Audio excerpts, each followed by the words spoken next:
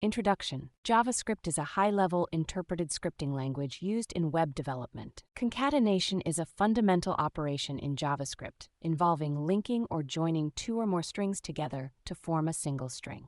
Different methods can be used to concatenate strings in JavaScript. Understanding how to avoid common pitfalls when concatenating strings is important.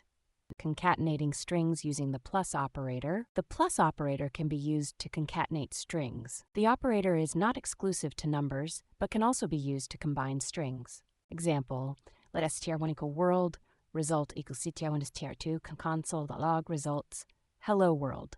Concatenating strings using the concat method. The concat method is another way to concatenate strings.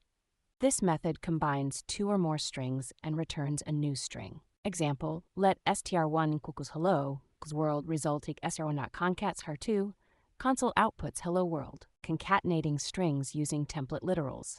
Template literals introduced in ES6 allow for string concatenation. The $$ syntax is used within the backticks to interpolate the variables, effectively concatenating them. Example, let str1 equals hello, str2 equals world, result equals str1 outputs hello world. Tips, tricks, and common pitfalls. Be aware of the implicit conversion of non-string values when using the plus operator. The concat method does not change the existing strings, but returns a new string. Template literals are not supported in Internet Explorer. Understanding these issues can help avoid common mistakes when concatenating strings in JavaScript.